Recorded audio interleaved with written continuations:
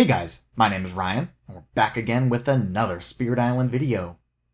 Did you know Spirit Island is a fantastic cooperative game? It's not just played solo. The only other co-ops that are rated higher on BGG are these big, epic campaign games such as Gloomhaven. Spirit Island is much more like an arcade game. You play a round, and you either win or you die. Then you can reshuffle, reset, and try again. In a massive campaign, you will develop a unique identity over the course of several sessions. But Spirit Island doesn't really have that capacity. Sure, there's the second wave, but it's not quite the same. Really, the way that Spirit Island creates unique characters is through drafting powers and then the special interactions with the different spirits that you're playing. There's literally millions of team comps sitting in the box, and each spirit is so different. Each spirit will add their own flavor to the pot, so each of these millions of different team compositions will feel truly unique. Or so they say. I think that's what the marketing department would love for me to say, but they never sent me a check, so I'll just be honest instead. My hot take is that there's a lot less cross-spirit support in the game than my last video would have suggested. While there are a lot of spirit targeting powers, many of them just don't matter that much. There's also a bunch of spirits that have no spirit targeting powers at all. So today, I took all the same powers that I used in the last video, and I reorganized them into 3 different categories, 3 different columns, based on their impact. So this left group is for the low impact powers, and the right group is the high impact powers, and then we have a little bit of a middle ground, which is, sometimes matters, sometimes doesn't. So these left powers, they do exist, but you also can probably get away with just ignoring them. Some examples of this would be like Exaltation of Grasping Roots or Gift of the Untamed Wild. Both of these are zero cost powers that add a wilds at range 0 at the slow speed. They will probably show up in your game, but you're probably not going to do anything different to plan around it. Slow speed wilds is just less reliable. You're not really sure if you're going to ever be able to gain any value because of the unpredictability of events, the invader deck. You might have a particular land which you'd love to put a wilds in, but maybe by the time you have the opportunity in the slow phase, there's already invaders there, and then that wilds doesn't really gain you much value. Yes, you will see them in games, like they will be played and you will receive some benefit from them, but that's because it's a zero cost, perfect elements card, not because of the text on the card. Now, an example of a very high impact power would be something like this Boon of Vigor. The existence of Boon of Vigor will make you build differently. Since this card will convert card plays into energy gain, you're going to want to rush across your bottom track, and you can pretty much just ignore the top track so long as you can expect a Boon of Vigor to come your way. Now, this middle category, this is ones that might work, might not work. It could be kind of contextual, and an example of that would be Gift of Flowing Power. Now, Gift of Flowing Power is an amazing card, right? It's spur on with Words of Fire, except slightly better, right? If you don't need to play the extra card, you just get the free elements, right? It's just in free energy, as opposed to being forced to play another card to get the full value like you would with Spur On. So why would a card like this be in that middle section? Well, it's because it's coming from Serpent. Serpent is a spirit that spends almost the whole game stuck at 2 card plays, and so if it spends literally half of its turn playing a Gift of Flowing Power on you, it's not doing a heck of a lot else. And this doesn't have the earth that Serpent needs in order to hit all their innates, so in addition to being only one of 2 cards, taking away half of its powers for the turn, it also likely takes away its ability to do anything for the turn. With no elements, you kind of just don't do anything. So it's really strong, but you might never see it because Serpent kind of just never plays it. Opportunistically, it'd be great, right? If you know you'll be able to get a flowing power, you're absolutely going to change your turn in order to maximize the effect of the card, but you can't plan around it, you can't predict it. For the minors and the majors in all of these categories, it's basically just a tier list behind a little bit of smoke and mirrors. And I think the uniques and the powers on the panels is far more interesting. But let's kind of walk through the choices for the minors and majors. So these are the low impact cards. Pact to the Join Hunt, Renewing Boon, Encompassing Ward, Scream Disease. Cards like Renewing Boon just have an effect that's like really hard to pull off, and it kind of doesn't matter. Encompassing Ward, the numbers just aren't that big. +1 range isn't huge, and it's a very unreliable disease because it requires a lot of other things to happen before it becomes a disease. It's not worth playing 2 cards just to add a disease to a board. And then Pact to the Join Hunt. Typically, if you have range 0 Dahan already, you're probably just doing some defended Dahan. It's just, this card just never seems to be very practically useful. Then for majors, unlock.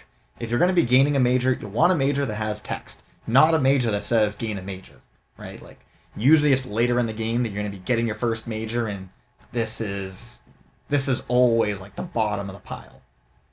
And then transform to a Murderous Darkness, very high cost, both in terms of energy and on the card itself. You have to sacrifice presence, all for a very small effect. You never see this played. For these middle ground cards, we've got ones like Gift of Twin Days. It's only as good as the other cards. By itself, it doesn't really do much of anything. One of the big problems with it is that the person playing it gets to receive its benefit, but they need to play another 0 or 1 cost that's worth repeating. And so if they don't have that, they're much less likely to play this card at all. Guardian Serpents, very contextual. Sacred Site, range 0, defend 4, requires a lot of things to line up. And so typically the person who drafts it will just keep it for themselves. Gift of Power, Gift of Living Energy. These are just like core resource cards. Gift of Living Energy, in order to receive maximum benefit, requires multiple Sacred Sites on the board. They're both very, very powerful. And they're really just kind of kicked down a notch because if your opponent draft these after like turn 3 or 4, they're probably just not going to play them. By that point in the game, you should have the package that you need in order to find your way towards victory. These must be drafted super early for them to have a great effect. Similar to Reaching Grasp, if it comes after like turn 2, you probably have already grown enough to reach the places that you need to get to. Very, very late in the game, if you have a major and you're range restricted for being able to end the game, it can also be good. But yeah, it takes a lot of things to go right for Reaching Grasp to be a great card.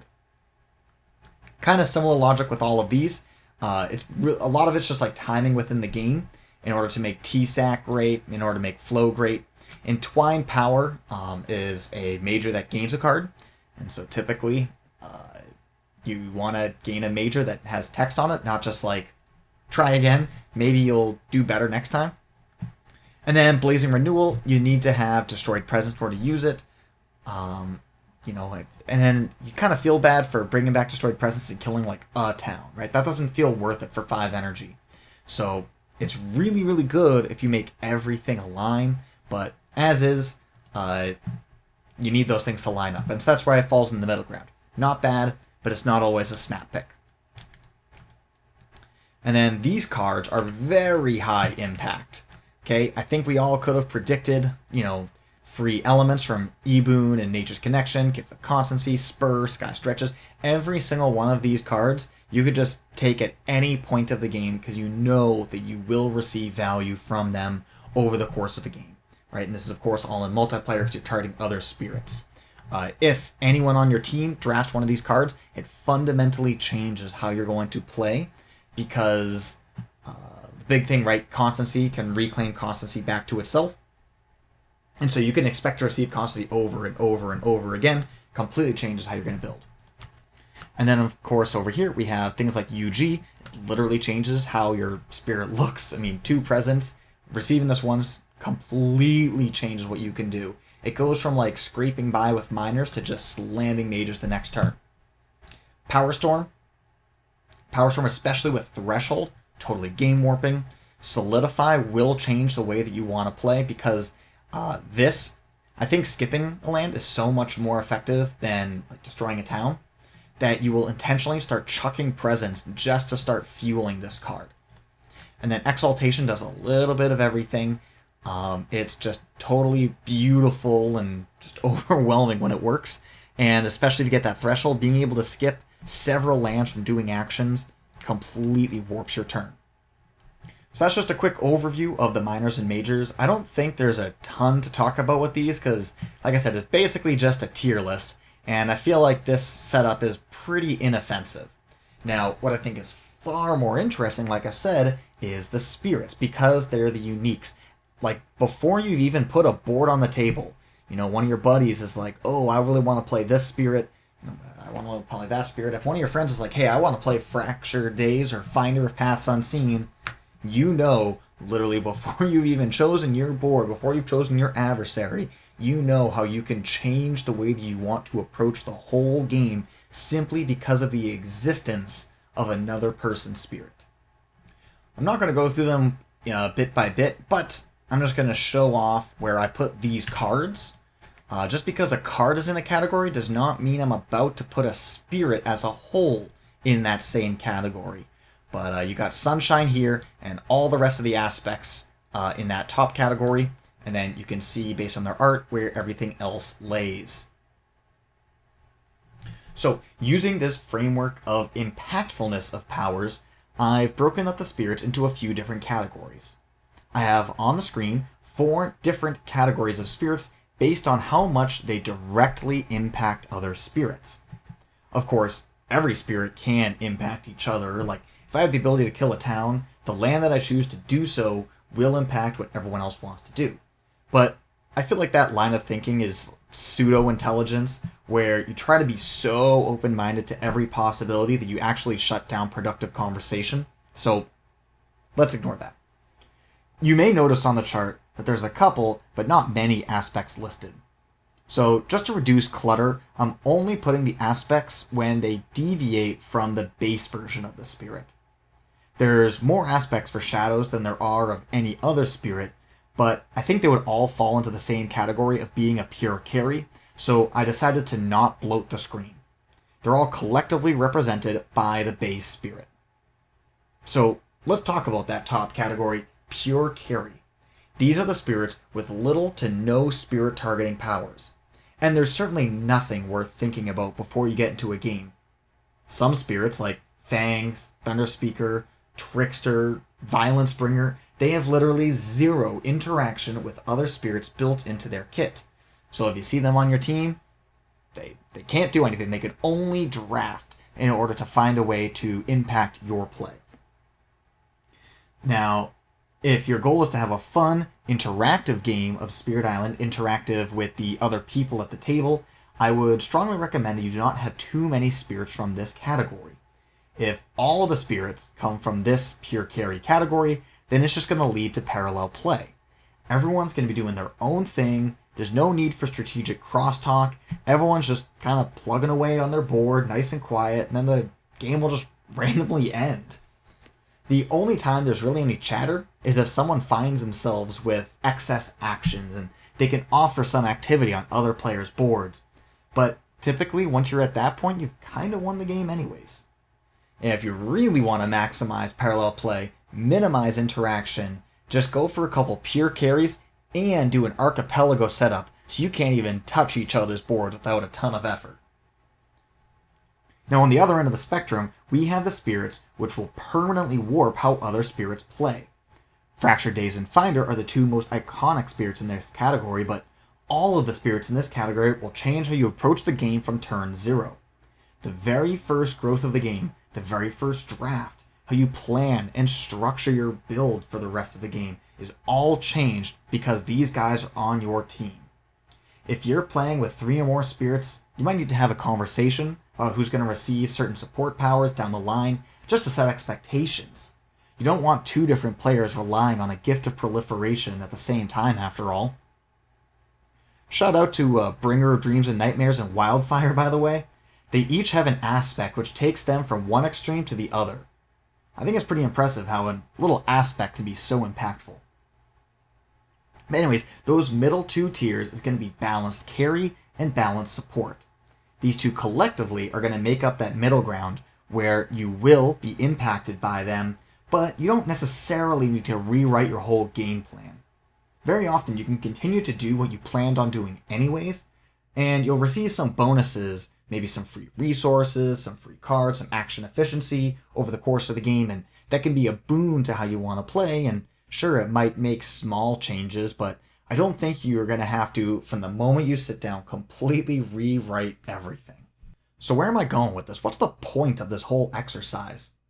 Well, there's an idyllic game structure out there, somewhere. We all have a different idealized model in our heads, so I can't predict what specific combinations of spirits will get you to your ideal type of game, but I like the exercise of making these models as a guiding principle. So for me, I'm kind of a middle of the road guy. I like it when everyone has a good game plan that they can start to follow, but we can all do things in order to nudge or deviate or improve upon each other's game plans. For me, a game with 2 pure support spirits was going to start to feel like a drag.